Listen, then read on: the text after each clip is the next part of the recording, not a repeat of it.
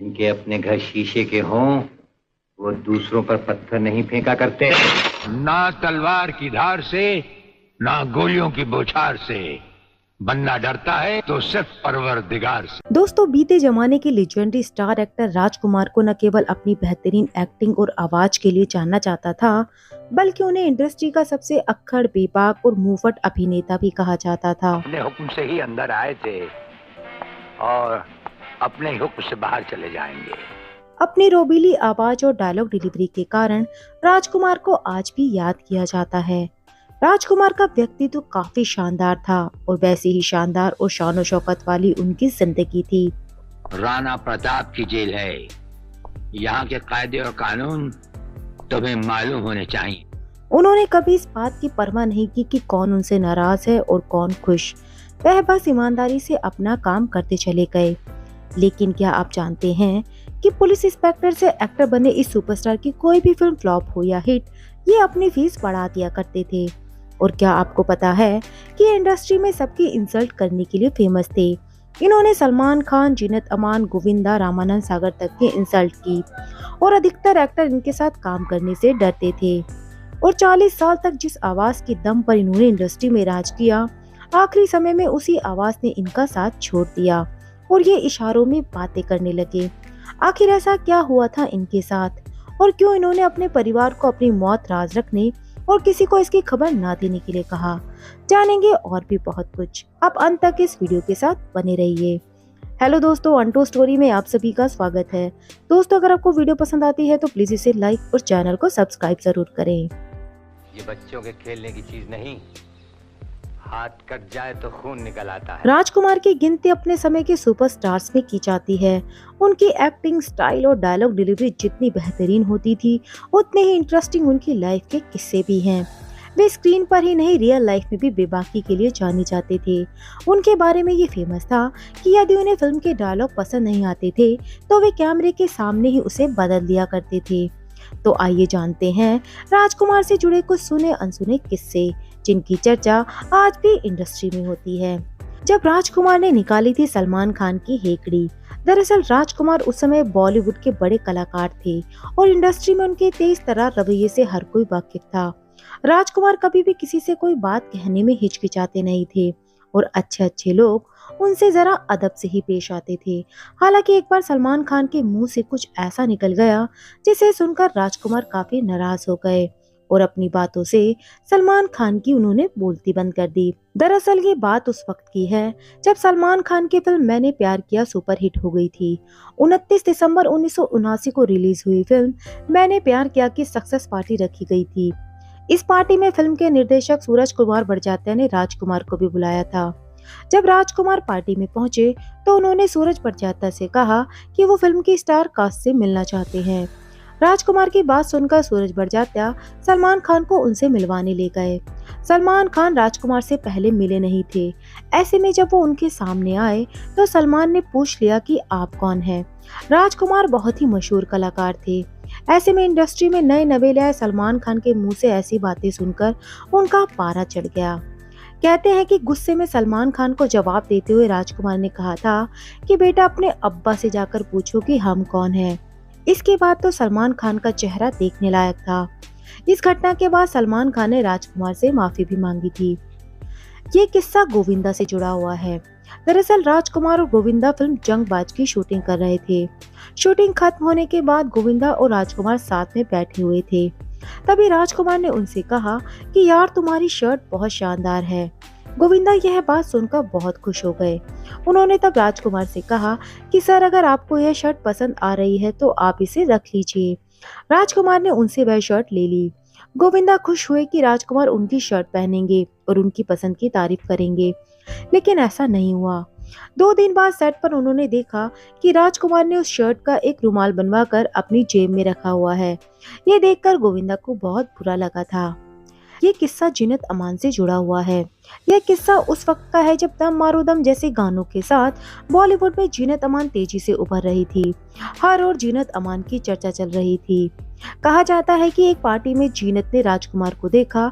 इसके बाद वे खुद ही उनसे मिलने चली गई। उन्होंने सोचा होगा कि मैं इतना मशहूर हो रही हूँ तो जरूर राजकुमार मेरी तारीफ करेंगे, पर ये क्या, वो तो राजकुमार ठहरे। उन्होंने जीनत अमान से मिलने के बाद कहा कि तुम तो बहुत खूबसूरत हो, फिल्मों में ट्राई क्यों नहीं करती। ये सुनकर जीनत अमान हैरान रह गई थी। ये किस्सा भी बड़ा ही मजेदार है। जब राजकुमार के कुत्ते ने रोल करने से मना कर दिया था। 1968 में आई फिल्म आंखें को लेकर भी राजकुमार के साथ एक किस्सा जुड़ा हुआ है। ये फिल्म तो धर्मेंद्र ने की थी, पर किस्सा राजकुमार का है। हुआ यूं कि रामानंद सागर फिल्म में अपने दोस्त राजकुमार को कास्ट करना चाहते थे।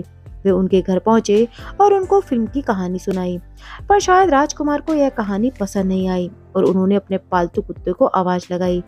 जैसे ही उनका डॉगी पहुंचा तो राजकुमार ने पूछा कि क्या तुम रोल करना चाहते हो। कुत्ते ने उनकी ओर देख गर्दन हिला दी। इसके बाद राजकुमार रामानंद सागर की ओर मुड़े और कहा, देखो ये रोल तो मेरा कुत्ता भी नहीं करना चाहेगा। रामानंद सागर उस वक्त वहां से चले गए।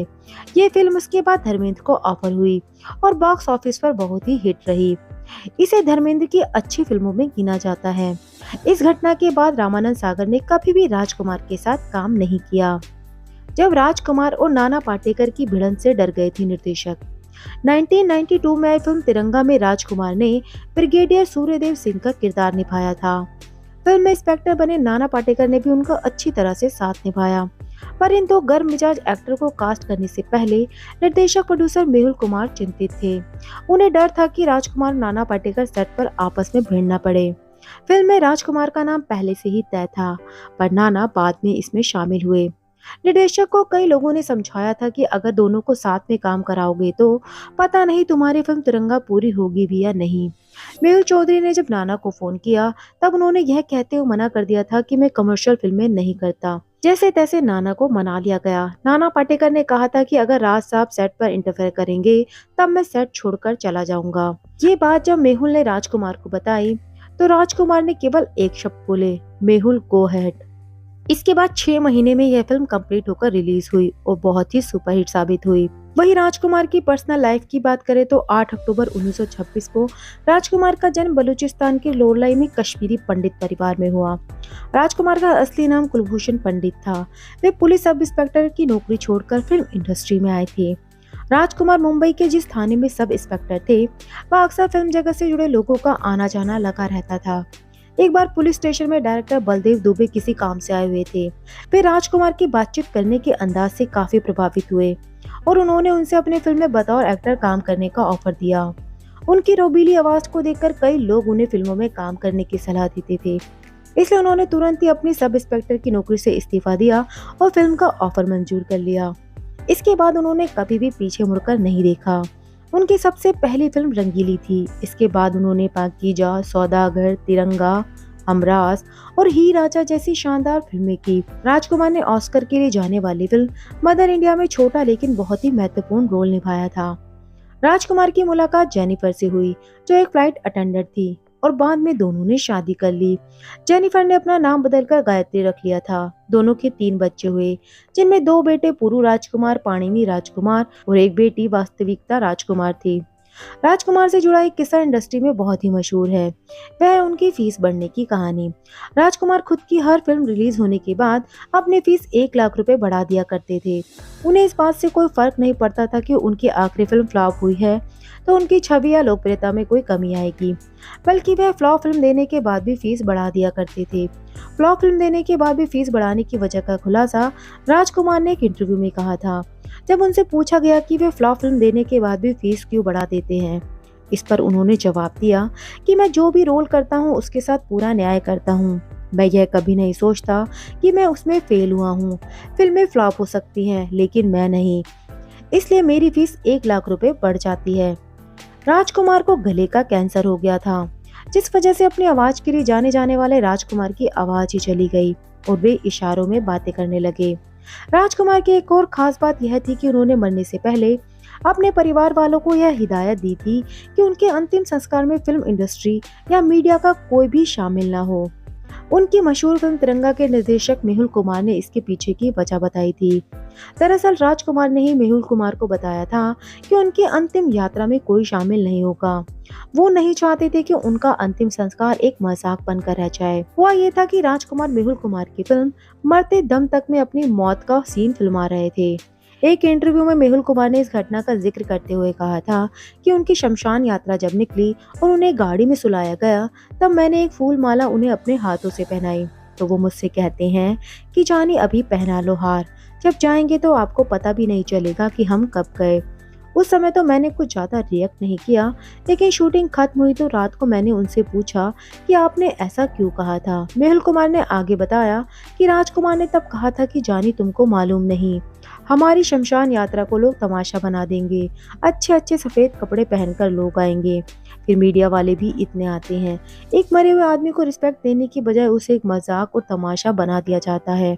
मेरी शमशान यात्रा मेरा पारिवारिक मामला है, उसमें मेरे परिवार के सिवा कोई नहीं होगा।